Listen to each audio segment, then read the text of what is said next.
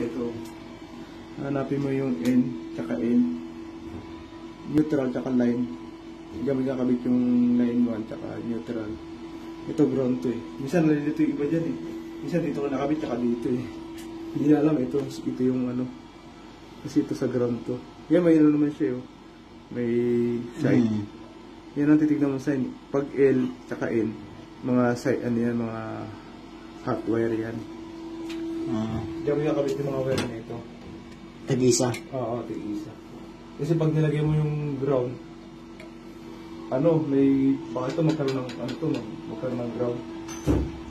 Pag akong ganun, gugulat ka, may kumikiliti.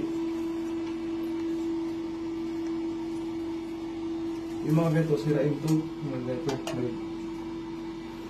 may ano, parang sariling switch, gano'n. parang ano yan eh, kala mo breaker. Kapag ano pumipitik-tik, pagka may na-detect din siyang abnormality.